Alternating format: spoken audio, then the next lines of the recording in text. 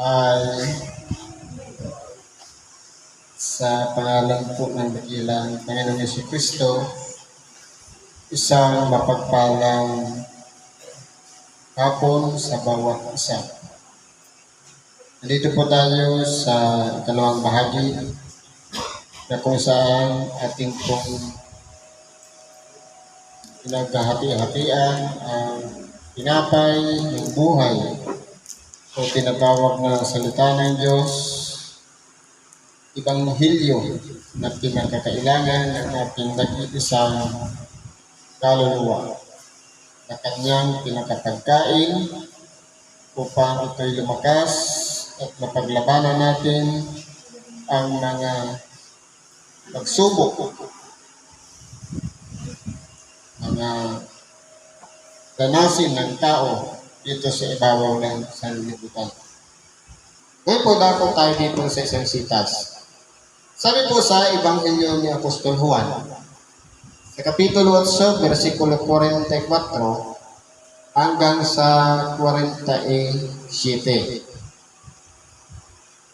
Sabi dito, ito po ay nangyari nung ang ating dakilang Panginoon, kausap niya yung mga eskribas at mga parisiyo. Ganon din ang kanyang mga alagad naroon habang siya ay nangangaral ng salita ng Diyos. Marami siyang mga bagay na ipinakikilala sa mga tao dahil meron siyang paghahambing tungkol sa tinatawag na anak ni Abraham at anak ng Diablo. Pero marami ang mga nagsasabi na sila'y binhi ni Abraham, pero hindi naman nila sinusunod yung mga mabubuting aral niya na sinasabi ni Abraham na dapat nilang sundan, kundi napagkikilala sa kanilang mga gawa na sila'y mga binhi ng kalaban ng Diyos. Sabi niya dito, kayo'y sa inyong amang Diablo, at ang nais ng inyong ama, ang ibig ninyong gawin, siya'y isang mamamatay tao buhat pa ng una, at hindi nananatili sa katotohanan sapagkat walang katotohanan sa kanya. Pagka nagsasalita siya ng kasinungalingan, ay nagsasalita siya sa ganang kanya, sapagkat siya'y isang sinungaling at ama nito. Ngayon po, sabi dito, siya'y isang mamamatay tao buhat pa ng una. Ngayon, balikan natin yung history. Nung magkasala si Eva sa pamamagitan ng udyok ni Satanas na naging ahas, na alam ni Adam ang utos ng Diyos, lahat pwede mong kainin maliban sa bunga na nitong isang ipinangingilin ko. Hindi po pinag-uusapan doon kung anong kahoy, anong bunga yon. Ang pinag-uusapan doon, yung kautusan. Yung bilin ng Diyos kay Adam. Si Adam, meron siyang tinatawag na paninindigan na hindi niya gagawin kainin ang ipinangingiling ng Diyos. Pero nung nagkain, si Eva, nung siya pinatulog ng di kawasang tulog at siya lugatan at kinuha ang kanyang tadyang at ginawang isang babae at hiningahan ng hininga ng buhay, nagkaroon ng katulong ngayon si Adam. Kaya ang ibig sabihin ng katulong, Eva. Ngayon, ipinamana din ni Adam yung kautusan na lahat pwedeng kainin maliban sa bunga. Pero dahil nga hindi direkta yung kautusan kay Eva, kumbaga pasa lang galing kay Adam, wala siyang paninindigan. Kaya, nung tuksohin ng Diablo, nakain niya ngayon yung ipinangingilin ng Diyos. At dahil masarap, may bit-bit pa siya para kay Adam. Kasi ang alam lang ni Adam, hindi pwedeng lapitan yung kahoy na yun. Pero hindi alam ni Adam na yun palang bunga na yun na yung daladala ngayon ng iba na kinain niya. Kaya nung kinain nila yun, sila po ay nagkasala at hinatulan ng Diyos ang tao. Ganon din yung nagtukso sa kanila. Anong sabi? Sa lalaki, dahil ginawa mo yan, ikaw ay mabubuhay mula sa iyong pinagpawisan. Sa babae, dahil sa ginawa mo, ikaw ay manganganak ng may kapighatian.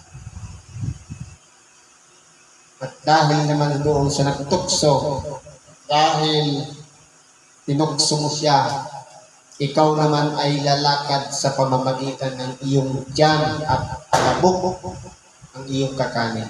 At papag-alitin ko ang iyong binhi at ang kanilang binhi. Ngayon, nagkaanak ngayon si Eva. Sino ang una niyang anak? Si Cain. Ngayon, sabi dito sa aralin, siya'y isang mamamatay tao buhat pa ng una. Hindi ba si Cain mamamatay tao? Ibig sabihin, si Cain ay anak ni Eva. Sino yung ama? Dahil mamamatay tao pinag-uusapan. Kung bubusisiin natin ng banal na kasulatan, siya ay binhi ni Satanas.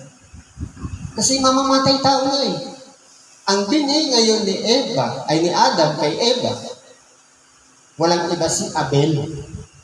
Kaya nagkaroon siya ng dalawang anak, si Cain.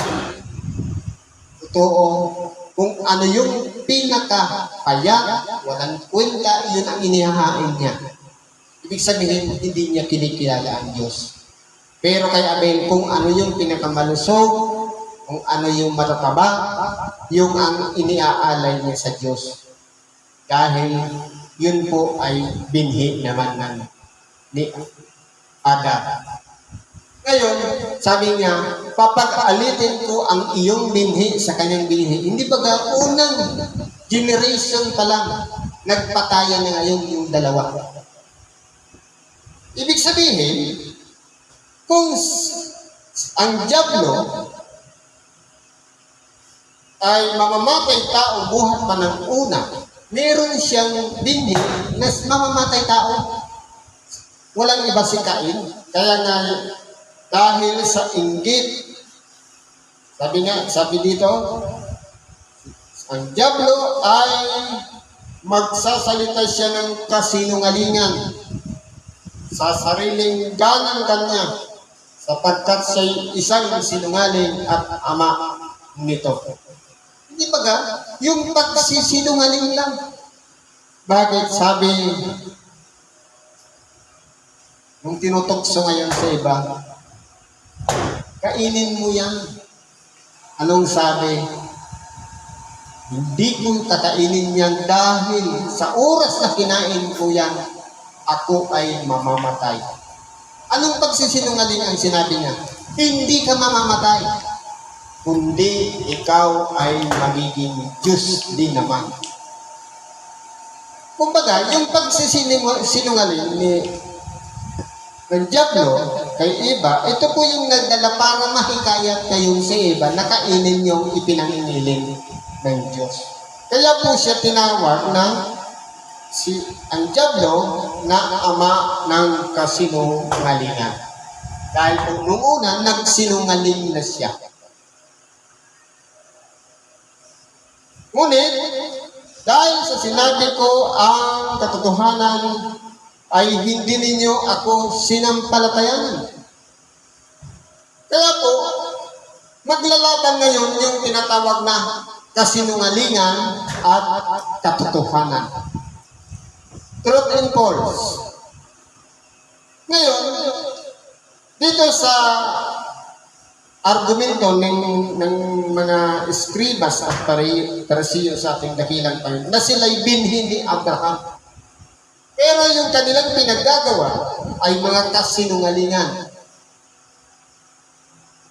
Pandaraya, panlilinlang, maraming mga kautusan na ipinapapasan sa mga tao, pero sila po kahit dulo ng daliri ayaw nilang galawin, hindi ipinapapasa sa mga tao yung kabigatan ng pagsunod, pero sila exempted. Ganun po nangyari na nagsusuot ng mga mahabang pilakterya, pagkagagandang damit, pinagsisigawan sa mga palengke o sa mga pamilihan. Pero po, anong sabi ng ating dakilang Panginoon? Sabi ninyo, mga eskribas at mga parisiyo, na para kayong mga libingang pinaputi, ngunit sa loob ay punong-puno ng makabulukan. Napanlabas lang na kanyan dahil ang mga eskribas at parisiyo ay mga mapagpaimbabang. Panlabas lang ang ipinakikita nila, pero yung katotohanan wala sa kanila. Ngayon, ang itinuturo ng ating dakilang Panginoon, katotohanan. Ang diablo naman, ang itinuturo niya, kasinungalingan. Kaya, dito ngayon, maglalaban yung katotohanan at kasinungalingan. Nung mangaral siya ng katotohanan, hindi pinanaligan ng ating dakilang Panginoon. Dahil napuspos na ang mga eskribas at mga parisiyo ng kasinungalingan. Kaya nga, kahit kailan hindi nila sinampalatayanan ang lahat ng sinasabi ng ating dakilang Panginoon. Ni kahit man pagkatao ng ating dakilang Panginoon, ayaw nilang kilalanin na anak ng Diyos o tinatawag na Mesiyas na isinuko dito sa ibabaw ng sanlibutan. Sino po yung lumapit sa ating dakilang Panginoon? Yung mga aba, yung mga nasa mababang kalagayan, mga walang pinag-aralan. Kumbaga, meron pang uwang sa kanilang puso ang ating dakilang Panginoon sapagkat nasa kanila ang katotohanan. Dahil si Kristo, pinangaral ng katotohanan, nandun naman sa mga taong nagpapakatotoo ang mga kumikilala sa Kanya. Pero yung mga matatalino, yung mga rurunong, mga eskribas, parisiyo, sadusiyo, kahit kailan ayaw nilang ikunik ang kanilang sarili kay Kristo dahil iba po ang kanilang iniidolo. Sabi nila, binhi sila ni Abraham, pero ang sinusunod nila, sila pala ay binhi ng diablo. Ngayon ang ina-idolize sila. Pero yung sinasabi ng kanilang bibig, ama nila si Abraham. Pero ang sinusunod ng kanilang puso, ang ama nilang diablo. Sabi dito, sino sa inyo ang makasusumat sa akin tungkol sa kasalanan? Kung sinasabi ko ang katotohanan, bakit hindi ninyo ako sinasampalatayanan? Ngayon, nagtanong ang ating dakilang, sino sa inyo makasusumbat sa akin tungkol sa kasalanan? Kasi po, ang ating dakilang Panginoon, iningatan niya po ang kanyang sarili na hindi magkasala. Sabi ng iba, si Kristo'y naparito para sundin ang 10 utos. Sa totoo lang po, ang 10 utos, isinaayos lang ng ating dakilang Panginoon para maging magaan. Ginawa na lang 2. Kasi kung isa-summarize mo naman talaga, ang first to fourth, una hanggang ika-4 na utos, yun ay para lahat sa Diyos na binubuo ng isang utos na sinasabing, ibigin mo ang Panginoon mong Diyos ng buong lakas, pag-isip, kaluluwa. At bigin mo naman ang iyong kapwa. Ito naman yung pang-5 hanggang pang-10. Katulad ng iyong sarili. Kaya, kung titingnan po natin, nandito ang ating dakilang Panginoon, hindi lang para sundin yung 10 kautusan, kundi maraming mga hula sa mga awit, sa mga propeta, malalaki man at maliliit na nagsipanghula tungkol sa kanyang magiging buhay dito sa ibabaw ng sanglibutan, kung papaano niya ipagkakalubuy alay ang kanyang buhay alang-alang sa sangkatauhan.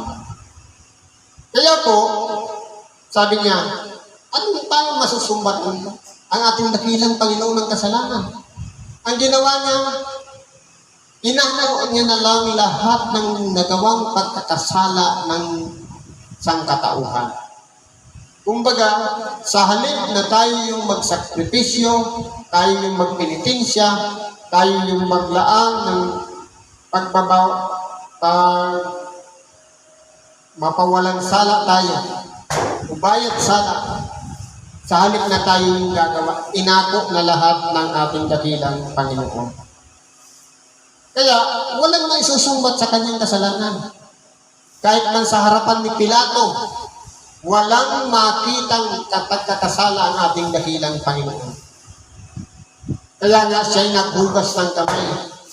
Dahil nakikita niya, kahit nung dumaan sa kanyang harapan, nung nilitis niya ang ating dakilang Panginoon, inosente ang ating dakilang Panginoon. Kaya sabi niya, naghugas siya ng kamay, ibinigay niya doon sa matatanda ng bayan ang dugo ng ating dakilang Panginoon.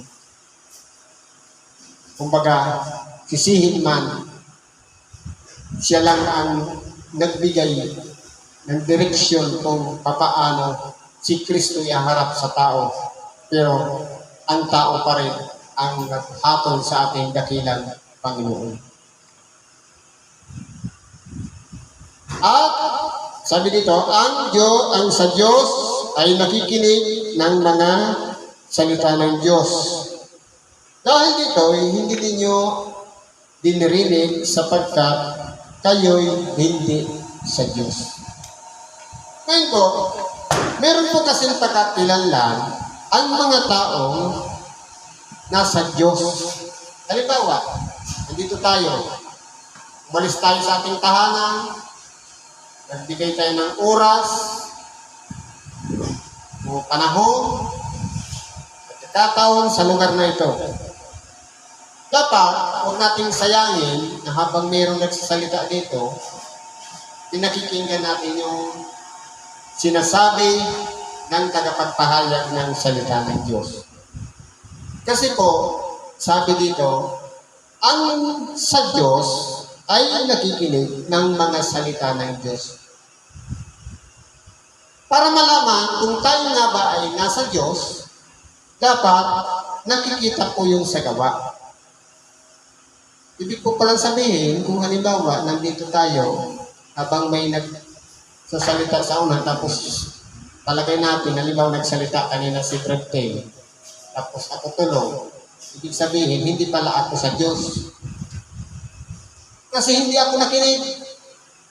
Sinasabi dito, ang sa Diyos nakikinig ng mga salita ng Diyos. Pag tinulugan ko pala, ang nagpapangaral ng salita ng Diyos, hindi pala ako sa Diyos. Nasanglibutan pala ako. Kasi, pinigyan ko ng kapahingahan yung aking katawan, yung atensyon ko nandun sa pagpapahinga. Hindi ko napakinggan yung aral. Ganun po yun. Kaya, sabi nga, ang espiritu ang may nasa, subalit mahina ang laman. Gusto natin makinig, sa totoo lang po, maging prangka lang tayo. Gusto natin makinig ng salita ng Diyos. Pero po talaga, itong diwa, itong katawan na to, bumabagsak. Kaya minsan nga, mapapansin natin kapag pagdating sa diagnose, sa mga may insomnia. Insomnia ba yun? Yung hindi makatulog? Para lang makatulog, pagbasa ka ng Bible. Kasi po, nandun yung tentasyon kapag nagbabasa ng Bible o nakikinig ng Ebanghelyo. Kapag gabi, hindi makatulog, pag araw naman, magsimba, nandun yung tulog. Kaya kung ulitinan po natin dito, malinaw ang pagkakasabi ng ating dakilang ang sa Diyos ay nakikinig ng mga salita ng Diyos. Kaya dapat lahat tayo gising ngayon para malaman natin kung tayo ay sa Diyos. Dahil kapag ang salita ng Diyos pinag-uukulan natin ng panahon, tayo ay sa Diyos. Pero ang nangyari dito, hindi ninyo dinirinig sapagkat kayo'y hindi sa Diyos. Kaya, huwag nating sasabihin na saksi tayo sa lahat ng mga pangyayaring ginawa ng Diyos. Sabi niya, pagdating yung tamang panahon sa kanyang pagbabalik, mag-aapila tayo. Nangaral ka na kasama namin. Nagpagaling din kami ng may karamdaman. Anong sabi niya? Hindi ko kayo kilala kung kayo'y taga-saan. Bakit po? Kasi nung oras na pinapangaral ang Ebanghelyo, nakaidlipan natin. Kaya, hindi tayo sa Diyos. Ito po yung Ebanghelyo kasi. Ibig ko lang sabihin, kung naglaan din ng pala tayo ng oras, para magsimba, pugulin natin yung oras na yun sa pakikinig ng salita ng Diyos. Kasi po, yun pala yung pagkakakilanlan ng taong nasa Diyos.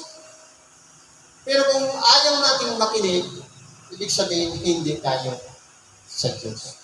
Pero dahil nga, sabi yung kanina, ang nasa ng Espiritu, pagsa sa Diyos. Ang nasa ng laman, sanglibutan. Naaagaw ngayon, alin ba yung priority natin? Makinig o matulog? Kung ang priority natin, ang masigit natin pinag-ukulan ng oras, ang matulog, ibig sabihin, yun yung priority natin, ang makasanglibutan bagay. Ngayon po, ang sitas na ito maganda, para magising ang ating diwa, unawa, pag-iisip, kaalaman. Ang sa ganon, sa bawat oras na tayo pupunta sa pagsamba, mapaglaanan natin ang tamang panahon kung tayo ba'y nagsa sa Diyos o pinakukulan natin ng oras ang sanglibutan. Siguro po, hanggang dito na lang, paghihibagi natin sa oras na ito. Salamat sa Diyos at anuman ang ating mga kailangan, karaingan, pagkatiwala natin sa Diyos at sampalatayanan natin siya, panaligan natin siya at sundin natin ang kanyang kalooban nang sa ganon magkaroon ng kagaanan ang ating mga kahilingan sa Diyos. Sa ngalan ni Kristo Jesus, salamat at mapagpalang hapon sa bawat isa.